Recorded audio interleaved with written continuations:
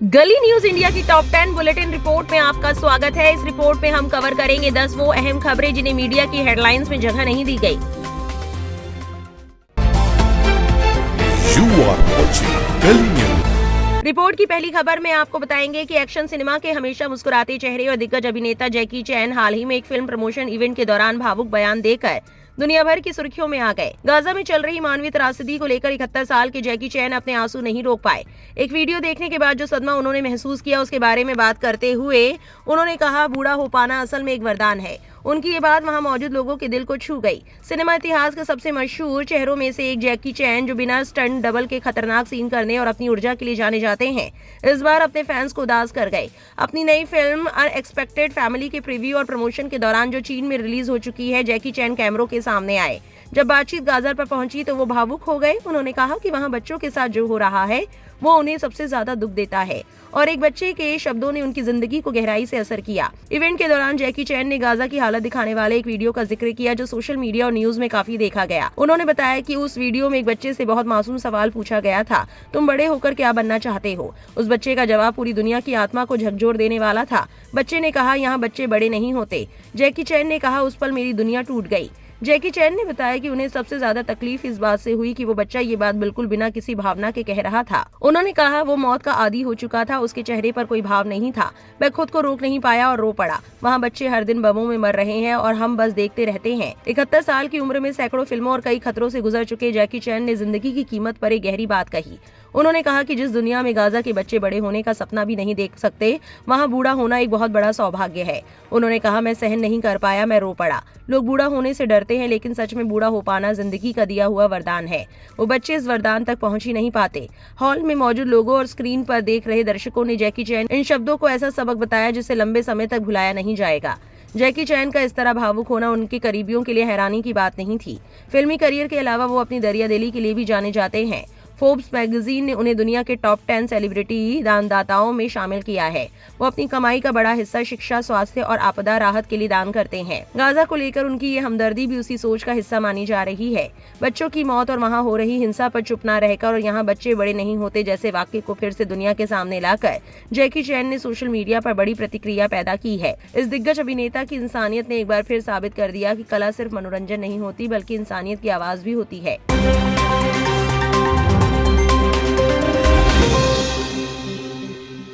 अब आपको बताते हैं रिपोर्ट की दूसरी खास खबर। कुछ दिन पहले जावेद अख्तर और इस्लामी विद्वान मुफ्ती शमाइल नदवी के बीच नई दिल्ली में क्या खुदा है विषय पर एक खुली बहस हुई थी। ये बहस कॉन्स्टिट्यूशन क्लब ऑफ इंडिया में हुई थी और इसे पत्रकार सौरभ द्विवेदी ने संचालित किया था। जावेद अख्तर, जो अपने धर्मनिरपेक्ष और नास्तिक विचारों के लिए जाने जाते हैं, उन्होंने धर्म और आस्था से जुड़े सवाल उठाए।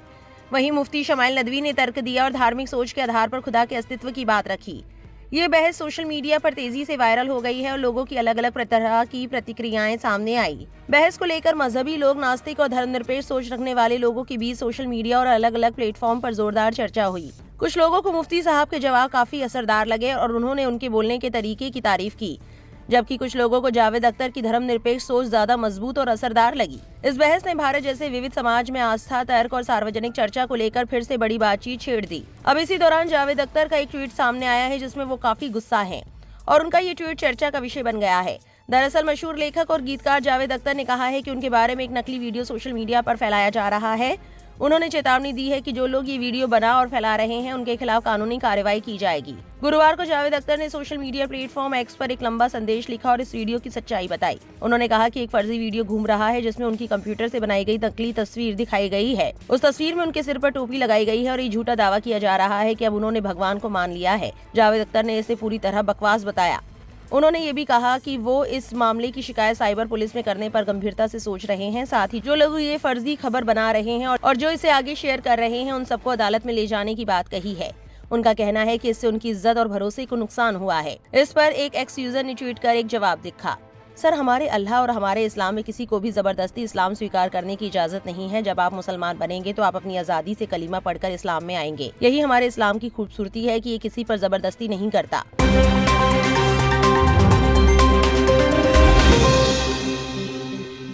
मुसलमानों और इस्लाम को नफरती चिंटू लगातार निशाना बना रहे हैं।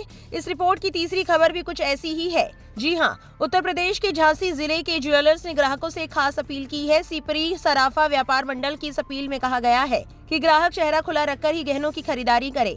कहा जा रहा है कि चोरी की घटनाओं से बचने के लिए ऐसी अपील की गई है। व्यापारी अब घूंघट या किसी भी तरह का नकाब पहनकर आने वालों से दुकान के अंदर चेहरा खुला रखने की अपील करेंगे। इस अपील को लेकर कुछ दुकानों के बाहर और अंदर पोस्टर भी लगाए गए हैं। इन पोस्टरों पर लिखा है, ग्राहकों से अनुरोध है कि कृपया दुकान के अंदर चेहरा खुला रखकर खरीदारी करें। आपको बता दें कि सिपरी सराफा व्यापार मंडल के अध्यक्ष उदय सोनी ने सभी व्यापारियों को गहनों की खरीदारी में भी सावधानी बरतने को कहा। उन्होंने अपील करते हुए कहा कि सोने चांदी के भाव बढ़ते ही जा रहे हैं, ऐसे में सभी व्यापारी आभूषणों की जांच करके ही किसी से खरीदे। सोने चांदी के लेन देन के दौरान नकली आभूषणों को लेकर सतर्क रहें। उन्होंने कहा कि सभी व्यापारी अपनी दुकानों में ये पोस्टर चिपकाए कि दुकान के अंदर कोई भी ग्राहक मुंह बांधकर प्रवेश न करे, हमेशा मुंह खोलकर ही दुकान में आए और सोने चांदी का लेन देन करे। व्यापारियों का कहना है कि चोरी की घटनाओं से बचने के लिए ऐसी अपील करना जरूरी था। उदय सोनी ने सभी सराफा व्यापारियों से सतर्कता का पालन करने को कहा है। सराफा मंडल की इस अपील की काफी चर्चा हो रही है। लोगों का कहना है कि सराफा की दुकानों पर बड़ी संख्या में महिलाएं जाती हैं, जिनमें से कई घूंघट या नकाब में होती हैं। ऐसे में उनसे चेहरा खुला रखने की अपील की गई है। इस अपील और दुकान में लगी शर्त का दुकानदारी पर क्या असर पड़ेगा, इस बारे में अभी कुछ कहा नहीं जा सकता। आपको बता दें कि कुछ मीडिया चैनल और सोशल मीडिया पर नफरत फैलाने वाले लोग इस मुद्दे को जबरदस्ती बुर्का से जोड़ रहे हैं और इसे सिर्फ बुर्का पहनने वाली महिलाओं के खिलाफ फैसला बताने की कोशिश कर रहे हैं और मुसलमानों पर निशाना साध रहे हैं और उनको बदनाम करने की कोशिश कर रहे हैं। हालांकि नोटिस में कहीं भी बुर्के का जिक्र नहीं है। वहीं सोशल मीडिया पर अभी लोग इस खबर के आने के बाद अपनी अपनी प्रतिक्रियाएं दे रहे हैं। एक एक्स यूजर ने लिखा, इसमें एक चीज तो गलत लग रहा है कि आप सिर्फ टारगेट कर रहे हैं बुर्का और नकाब। उसमें लिखा होना चाहिए था कि ढके हुए चेहरे वाले को सामान नहीं बेचा जाए, चाहे वो हिंदू हो चाहे मुस्लिम। एक एक्स यूजर ने इस खबर के ट्वीट में बुर्का पहनी महिला की फोटो लगाने पर लिखा, हद करते हो, चेहरा खुला रखने को लिखा है तो तुमने एक मुस्लिम औरत की फोटो लगा दी, एंगेजमेंट के लिए कितना नीचे गिरोगे। एक यूजर ने लिखा, मुझे इस दुकानदार का तरीका बहुत अच्छा लगा, उन्होंने अपनी बात और नियम शांति से रखे, बिना किसी की भावना आहत किए या किसी को ठेस पहुंचाए। साथ ही उन्होंने ऐसा संदेश लगाने से पहले स्थानीय पुलिस को भी इसकी जानकारी दी। वाकई काबिले तारीफ कदम है, सलाम है।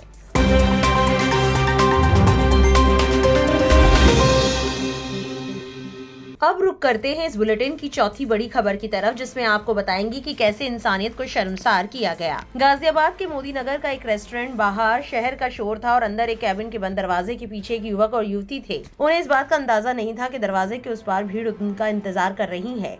अचानक शोर हुआ, दरवाजे पर जोरदार दस्तक हुई। जैसे ही कुंडी खुली, फिर जो मंजर सामने आया उसने सोशल मीडिया पर सनसनी फैला दी। रिपोर्ट के मुताबिक इस घटना का 1.5 मिनट का वीडियो सामने आया है। वीडियो में दिख रहा है कि जैसे ही कैबिन का दरवाजा खुलता है, एक युवती आपत्तिजनक हालत में बाहर आती है। उसके पीछे एक युवक भी खड़ा है, लेकिन वहां मौजूद भीड़ ने लड़की की इज्जत का रत्ती भर सम्मान नहीं किया। युवती को फौरन वापस कमरे में धकेल दिया गया। उसके साथ मौजूद युवक पर लोगों ने थप्पड़ों की बारिश कर दी। लोग उससे बार बार एक ही सवाल पूछ रहे थे, तेरा नाम क्या है? जब युवक ने नाम बताने में हिचकिचाहट दिखाई तो उसे और जोर से थप्पड़ मारे गए। आपको बता दें कि लोगों का कहना है कि किसी भी व्यक्ति को इस तरह कानून हाथ में लेने और किसी महिला की गरिमा को कैमरे पर उछालने का अधिकार नहीं है। आपको बताते चले, ये वीडियो कुछ दिन पहले का बताया जा रहा है। इस घटना को लेकर एसीपी मोदी नगर अमित सक्सेना का कहना है कि मामला जानकारी में आया है, जांच कर आवश्यक कार्रवाई की जाएगी। जैसे ही वीडियो वायरल हुआ, इंटरनेट पर तरह तरह के बयान देने लगे। वहीं बड़ी संख्या में लोगों ने इसे युवती की निजता का हनन और युवक के साथ की गई गुंडागर्दी बताया है। सचिन गुप्ता नाम के एक्स यूजर ने लिखा, गाजियाबाद में हिंदू संगठन कार्यकर्ता एक रेस्टोरेंट में घुसे, कैबिन से लड़का लड़की को बाहर निकाल लाए। लड़की अंडरगारमेंट्स में थी, फिर भी उसको हाथ पकड़कर बाहर खींच लाए। लड़का खुद को लक्ष्य बताता रहा, लेकिन वो उससे आधार कार्ड मांगते रहे। इस पर पुनीत शर्मा नाम की यूजर ने एक्स पर लिखा, प्रजातंत्र के कार्डबोर्ड पर सांप और सीढ़ी रचा गया है। सीढ़ी का विज्ञापन देकर सांप सभी को पचा गया है। जो प्रयोगशाला के मूषक अकलों से बेरोजगार हैं, बाहुबल की राह दिखाती हिंसा उनका रोजगार है।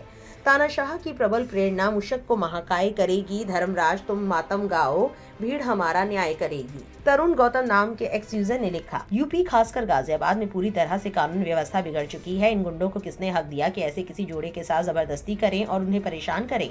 वो लड़की तो ठीक से कपड़े भी नहीं पहने हुए थी, फिर भी उसे परेशान किया गया। यूपी पुलिस आखिर कब तक ऐसी गुंडागर्दी चलती रहेगी?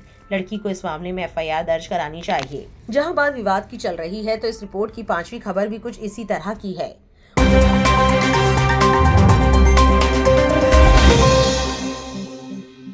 उत्तर प्रदेश के मेरठ जिले के यूट्यूबर शादाब जकाती का नाम एक और विवाद में सामने आया है। इस बार मामला किसी आपत्तिजनक वीडियो का नहीं, बल्कि जकाती के साथ काम करने वाली इरम नाम की महिला और उनके पति से जुड़ा है। महिला कंटेंट क्रिएटर इरम पर उनके पति खुर्शीद उर्फ सोनू ने जान से मरवाने की साजिश रचने का आरोप लगाया है। वहीं इरम ने इन सभी आरोपों को निराधार बताया है। पूरा विवाद इतनी तेजी से सोशल मीडिया पर फैला कि पुलिस तक को हस्तक्षेप करना पड़ा। आज तक से जुड़े उस्मान चौधरी की रिपोर्ट के मुताबिक इरम के पति खुर्शीद ने इंचौली थाने में जाकर फूट फूट कर रोते हुए अपनी सुरक्षा की गुहार लगाई। दिल के मरीज खुर्शीद ने पुलिस को बताया कि उनकी पत्नी इरम बिना किसी जानकारी के घर छोड़कर कई दिनों तक बाहर रहती है। वो शादाब जकाती के साथ रील और वीडियो बनाने के नाम पर बाहर जाती है। विरोध करने पर इरम उन्हें गालियां देती है और तलाक तक की धमकी देती है। खुर्शीद ने ये भी आरोप लगाया कि इरम उनसे कहती है, तू मर जा, तू मुझे कोई फर्क नहीं पड़ता। रिपोर्ट के मुताबिक खुर्शीद का दावा है कि शादाब जकाती उनकी पत्नी को 3-4 दिनों के लिए अपने साथ ले जाते हैं। उन्होंने शक जताया कि पत्नी और शादाब मिलकर उन्हें जान से मारने की साजिश रच रहे हैं। कुछ दिन पहले इरम ने देहरादून जाने की बात कही, लेकिन विरोध पर झूठ बोलकर कहा कि वो थाने में बैठी है। खुर्शीद ने कहा कि वो मानसिक रूप से पूरी तरह टूट चुके हैं और उन्हें अपने और अपने बच्चों की जान का डर सता रहा है। खुर्शीद का रोते हुए वीडियो सोशल मीडिया पर वायरल हो गया, जिसके बाद पूरे मामले ने तूल पकड़ लिया। जैसे ही वीडियो वायरल हुआ, इरम ने भी अपना पक्ष रखते हुए एक जवाबी वीडियो जारी किया। इरम ने बताया कि उनके 4 बच्चे हैं और घर चलाने की पूरी जिम्मेदारी उन्हीं पर है। पति खुर्शीद लगातार मारपीट करते थे, गालियां देते थे और पैसे की मांग करते थे। इरम ने बताया कि शादाब जकाती उन्हें ना तो जबरदस्ती कहीं ले जाते हैं और ना ही कोई दबाव डालते हैं। वो अपनी मर्जी से काम करने जाती है और जब मन करे घर लौट आती हैं। उन्होंने कहा, इरम ने ये भी बताया कि खुर्शीद ने पहले ही उन्हें तलाक दे दिया था, लेकिन अब वो फाइनल तलाक चाहती हैं क्योंकि रिश्ता पूरी तरह खत्म हो चुका है। शादाब जकाती पर लगे अफेयर के आरोपों को उन्होंने बेबुनियाद बताया और कहा कि ये सिर्फ प्रोफेशनल काम है। आपको बता दें कि पूरा मामला सामने आया तो पुलिस ने भी इसे गंभीरता से लिया। इंचौली थाने में दोनों पक्षों के बयान दर्ज किए जा रहे हैं। थाना प्रभारी ने कहा कि जांच पूरी होने तक किसी भी निष्कर्ष पर पहुंचना जल्दबाजी होगी। सीओ सदर देहात शिव प्रताप सिंह ने बताया कि खुर्शीद थाने आया था, लेकिन उसने अभी तक कोई लिखित तहरीर नहीं दी है। पत्नी ने भी वीडियो के जरिए अपना पक्ष रखा है। पुलिस ने कहा कि लिखित शिकायत मिलने पर ही कानूनी कार्रवाई की जाएगी। वहीं इस पूरे मामले में एक नया ट्विस्ट आ गया है। जी हां, सचिन गुप्ता नाम के यूजर ने एक वीडियो शेयर करते हुए लिखा, शादाब भाई लेकर जा रहे हैं, हमारी बीवी जा रही है, मैं अपनी मर्जी से भेज रहा हूं। शादाब जकाती और बीवी इरम की शिकायत करने वाले खुर्शीद ने बैक गियर लगाया। सुनिए वीडियो में और क्या कह रहा है खुर्शीद। वहीं इस पूरे मामले पर एक ऐसा अपडेट आया जिसको सुनकर आप भी दांतों में उंगलियां दबा लेंगे। जी हां, खुर्शीद ने अपना बयान बिल्कुल बदल लिया है और सबको हैरान कर दिया है। सुनिए खुर्शीद ने क्या कहा। मैं इरम को अपनी मर्जी से भेज रहा। बोल। हाँ भाई साहब, मैं अपनी मर्जी से भेज रहा हूँ। ठीक है भाई साहब, शादाब भाई लेके जा रहे हैं, हमारी बीवी जा रही है, तो मैं अपनी मर्जी से भेज रहा हूँ। ठीक है जी, इनकी खुशी में और इनकी खुशी में मेरी खुशी है। ठीक है भाई साहब। अगर जो तो ऐसा है तो फिर रोना कहीं का है भाई। अगर जो तो ये बात अब कर रहा है, रोना कहीं का है। मुझे ऐसा खबर भाई साहब, मैं जाऊँ इधर को हाईवे को। वो यकीन नहीं मानना मेरी कितनी। रिपोर्ट की 5वीं बड़ी खबर सामने आ रही। ज़ोहरान ममदानी जो लोगों के दिलों पर राज कर रहे हैं, उन्होंने एक बार फिर कुछ ऐसा ही किया जो हम आपको बताएंगे इस रिपोर्ट की 6ठी खबर में। सोशलिस्ट मेयर ज़ोहरान ममदानी ने मंगलवार को बताया कि जिस कुरान पर उन्होंने न्यूयॉर्क के पहले मुस्लिम मेयर के रूप में शपथ ली थी, उसे अब न्यूयॉर्क पब्लिक लाइब्रेरी की मेन ब्रांच में दिखाया जाएगा। ममदानी ने एक्स पर लिखा कि ये कुरान 18वीं सदी के ब्लैक स्कॉलर और एक्टिविस्ट आर्टूरो स्कॉम्बर्ग का था। उन्होंने कहा, जब मैंने पिछले हफ्ते आधी रात को old city hall Subway station में शपथ ली तो मुझे आर्टूरो स्कॉम्बर्ग के 18वीं सदी के कुरान पर शपथ लेने का मौका नसीब हुआ। उन्होंने बताया कि ये कुरान ऑटोमन सीरिया में लिखा गया था। इसमें काली स्याही से लिखा गया है और लाल रंग से हिस्सों को अलग किया गया है। इसमें कोई सजावट नहीं है, ये आम लोगों के लिए है। अब ये न्यूयॉर्क के सभी लोगों की है और हमारी सिटी के नए चैप्टर का हिस्सा बन गई है। आपको बता दें कि ज़ोहरान ममदानी ने लाइब्रेरी की डिस्प्ले की फोटो भी शेयर की, जिसमें स्लोगन है, दी पीपल्स कुरान और सिटी हॉल में इतिहास बनाना। इसके अलावा डिस्प्ले में ममदानी और उनकी पत्नी रामा दुवाजी की तस्वीर भी है, जो उनके प्राइवेट न्यू ईयर आधी रात की शपथ समारोह की है। इसमें New York state attorney general Letitia James ने उन्हें शपथ दिलाई थी। डिस्प्ले में कुरान का क्लोजअप भी है, जिसमें ममदानी का हाथ है और स्कॉम्बर्ग की तस्वीर भी है। लाइब्रेरी ने लिखा कि इतिहास बनाने वाले इस पल के बाद इस कुरान को 6 जनवरी से मैग्रॉ रोटुंडा में दिखाया जाएगा। लाइब्रेरी के मुताबिक स्कॉम्बर्ग प्यूर्टो रिको में जन्मे एक बिब्लियोफाइल, हिस्टोरियन और जर्नलिस्ट थे। उन्होंने अपनी जिंदगी ब्लैक हिस्ट्री और कल्चर की किताबें और दस्तावेज इकट्ठा करने में लगाया। वो लास दोस एंटिलस नाम के एक पॉलिटिकल ऑर्गेनाइजेशन के को फाउंडर भी थे, जो क्यूबा और प्यूर्टो रिको की आजादी के लिए काम करता था। न्यूयॉर्क पब्लिक लाइब्रेरी के प्रेसिडेंट एंथनी मार्क्स ने कहा, ये खास कुरान जिसे आर्टूरो स्कॉम्बर्ग ने सभी न्यूयॉर्क वासियों के ज्ञान और आनंद के लिए रखा,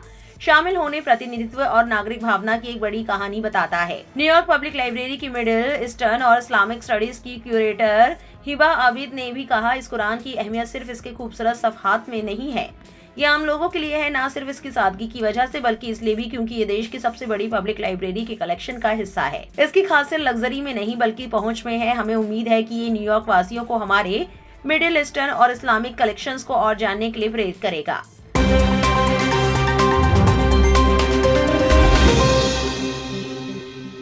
आइए अब रुक करते हैं इस रिपोर्ट की 7वीं बड़ी खबर की तरफ। इंडिया टुडे ग्रुप और digital platform the Lallan top के संपादक सौरभ द्विवेदी ने अपने पद से इस्तीफा दे दिया है। वो लंबे समय से इंडिया टुडे ग्रुप से जुड़े हुए थे और द लल्लन टॉप के संस्थापक संपादक भी रहे हैं। उनके नेतृत्व में लल्लन टॉप ने हिंदी डिजिटल मीडिया में अपनी अलग पहचान बनाई। अपने जाने की जानकारी सौरभ द्विवेदी ने सोशल मीडिया पर 2 ट्वीट करके दी। पहले ट्वीट में उन्होंने लल्लन टॉप को धन्यवाद कहा और बताया कि अब उनका यहाँ का सफर खत्म हो रहा है। उन्होंने लिखा कि इस मंच से उन्हें पहचान, सीख और हौसला मिला।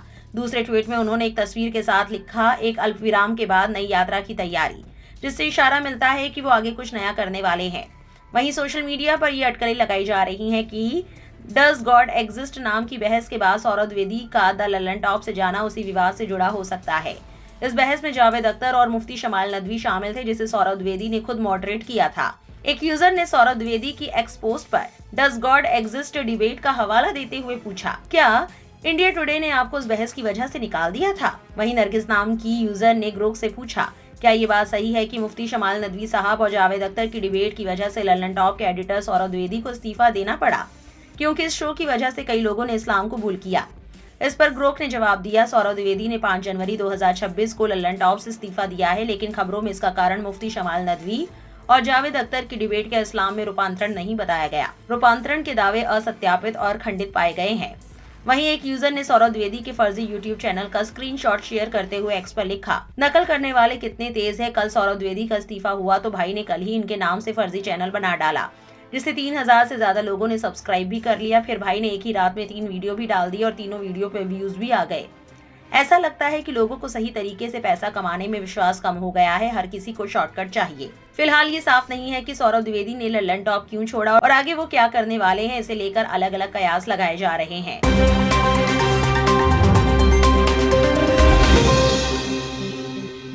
जहां बात लोगों के दिल जीतने की चल रही है, वहीं इस बुलेटिन की 8वीं खबर कुछ ऐसी ही है जिसने सिर्फ आम जनता का दिल नहीं जीता बल्कि एक एक्टर को भी अपना फैन बना लिया। जी हां, कॉमेडियन सुनील ग्रोवर ने एक बार फिर से साबित कर दिया है कि वो बॉलीवुड के सबसे उम्दा मिमिक्री आर्टिस्ट है। हाल ही में उन्होंने नेटफ्लिक्स के the great Indian couple show में आमिर खान की ऐसी नकल उतारी कि दर्शक ही नहीं, खुद आमिर खान भी उनके फैन हो गए। दरअसल शो के लेटेस्ट एपिसोड में कार्तिक आर्यन और अनन्या पांडे गेस्ट के तौर पर आए थे, जहां सुनील ग्रोवर ने आमिर खान के स्टाइल को पूरी तरह कॉपी किया और ऐसा एक्ट किया कि दर्शक भी ताली बजाए बिना नहीं रह पाए। वहीं सोशल मीडिया पर वीडियो खूब वायरल हुआ, जिसके बाद अब खुद आमिर खान ने भी सुनील ग्रोवर की तारीफ की है। बॉलीवुड हंगामा को दिए इंटरव्यू में सुनील ग्रोवर के एक्ट पर रिएक्शन देते हुए उनके परफॉर्मेंस की तारीफ की। आमिर खान ने कहा, मैं इसे मिमिक्री नहीं कहूंगा, ये इतना असली था कि ऐसा महसूस हुआ कि मैं खुद को देख रहा हूँ। मैंने एक छोटी क्लिप देखी थी, लेकिन अब मैं पूरा एपिसोड देखूंगा। लेकिन जो भी मैंने देखा वो प्राइसलेस था। मैं इतना हंसा कि सांस भी नहीं ले पा रहा था। आगे उन्होंने सफाई दी कि इस एक्ट में किसी भी तरह की गलत मंशा नहीं थी और मुझे इसमें बहुत मजा आया। उन्होंने कहा, इसमें बिल्कुल भी कोई बुरा इरादा नहीं था, मैं ही सबसे जोर से हंसा हूँगा। सुनील ग्रोवर की इस एक्टिंग के सभी फैन हो गए और अपने अपने रिएक्शंस दे रहे हैं।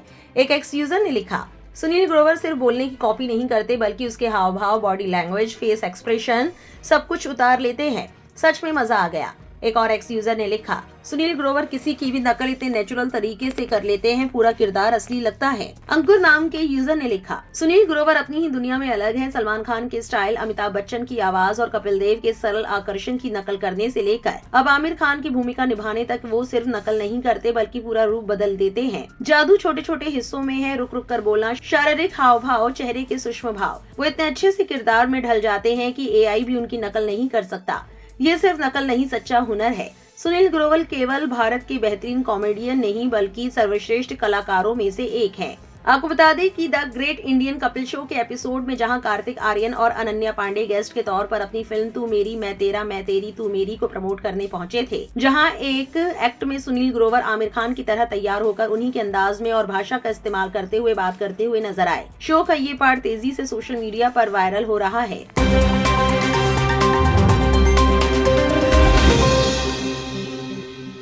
अब हम बात करेंगे इस रिपोर्ट की 9वीं खबर के बारे में। सुप्रीम कोर्ट ने सोमवार को 2020 के दिल्ली दंगों से जुड़े मामले में स्टूडेंट एक्टिविस्ट उमर खालिद और शर्जील इमाम को जमानत देने से इनकार कर दिया है। इसके अलावा गुलफिशा फातिमा, मीरान हैदर, शिफा उर रहमान, शादाब अहमद और मोहम्मद सलीम को बेल मिल गई है। इन लोगों को सुप्रीम कोर्ट से बड़ी राहत मिली है। रिपोर्ट के मुताबिक सुप्रीम कोर्ट ने अपना फैसला सुनाते हुए कहा कि उमर खालिद और शर्जील इमाम की भूमिकाओं की तुलना दूसरे आरोपियों से नहीं की जा सकती। उनकी भूमिकाएं बिल्कुल अलग हैं। कोर्ट ने साफ किया कि जमानत की स्टेज पर बचाव पक्ष की दलीलों की मेरिट का उल्लंघन नहीं किया जाता।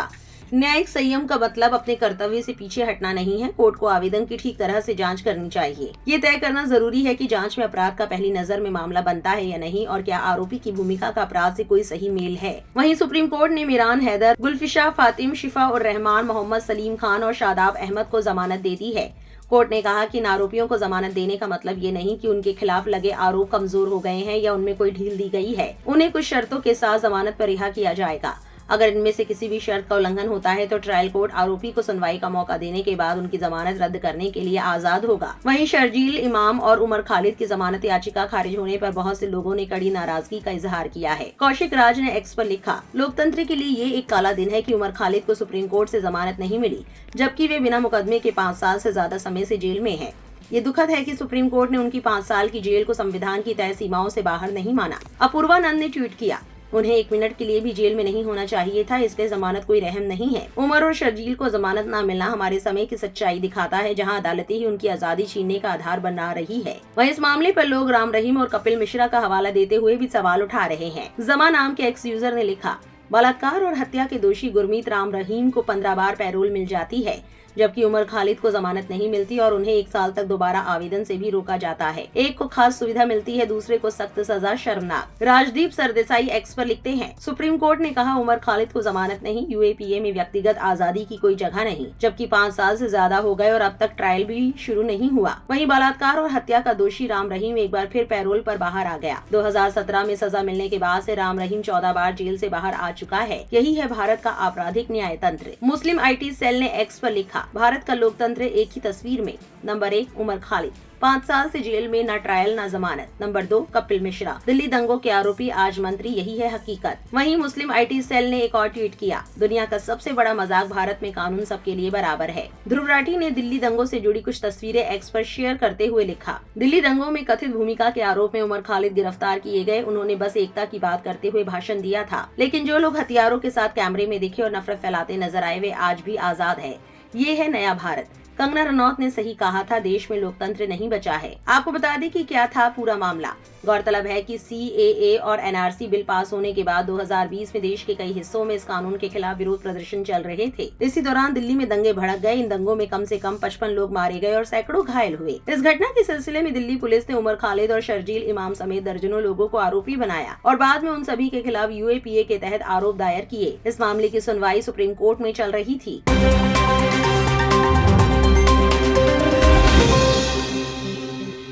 और अब इस बुलेटिन की 10वीं खबर आपको बताते हैं। एक रिपोर्ट के मुताबिक उत्तर प्रदेश में आए दिन हिंदूवादी संगठन कानून व्यवस्था को चुनौती देते नजर आते हैं।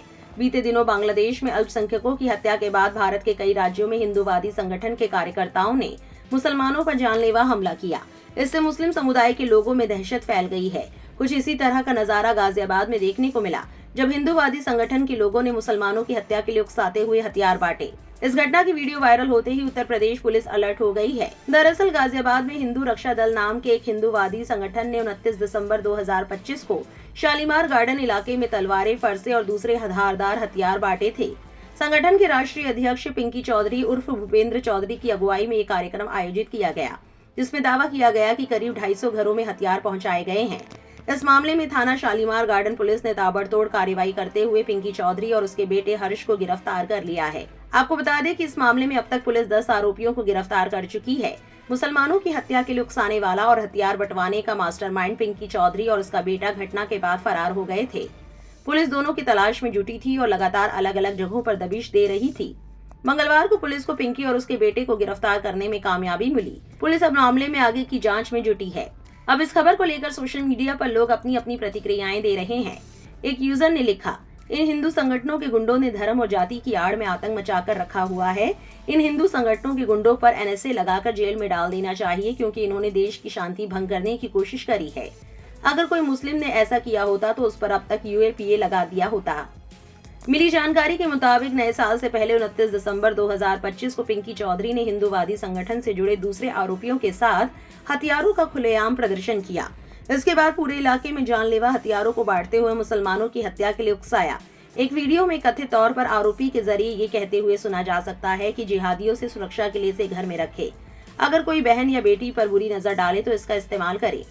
आरोपी पिंकी चौधरी ने वायरल वीडियो में कहा था, बांग्लादेश में जो हो रहा है वैसा भारत में ना हो, जिहादियों से डरने की जरूरत नहीं है। उसने आगे कहा, हिंदू परिवारों पर हमला करने वालों और बहन बेटियों से छेड़छाड़ करने वालों का मुकाबला करने के लिए हथियार जरूरी हैं। हम हिंदू समाज को मजबूत बना रहे हैं। वीडियो सोशल मीडिया पर वायरल होते ही पुलिस ने तुरंत संज्ञान लिया। 29 दिसंबर को इस मामले में एफआईआर दर्ज की गई, जिसमें 16 लोगों को नामजद किया गया। इनमें पिंकी चौधरी और उसके बेटे हर्ष चौधरी भी शामिल हैं, जबकि 25 से 30 अज्ञात लोगों को भी आरोपी बनाया गया। जानकारी के मुताबिक एफआईआर में भारतीय न्याय संहिता की धारा 191 क्लॉज 2 दंगा, 191 क्लॉज 3 घातक हथियार से दंगा, 127 क्लॉज 2 गलत तरीके से रोकना और क्रिमिनल लॉ अमेंडमेंट एक्ट की धाराएं लगाई गई। 30 दिसंबर तक पुलिस ने 10 कार्यकर्ताओं को गिरफ्तार किया, जिनमें कपिल कुमार, श्याम यादव, अरुण जैन, रामपाल, अमित सिंह जैसे नाम शामिल हैं। इस दौरान कई तलवारें भी बरामद की गई। इन तमाम खबरों को लेकर आपकी क्या राय है, हमें कमेंट्स में जरूर बताएं और ऐसी और वायरल अपडेट्स के लिए गली न्यूज से जुड़े रहें।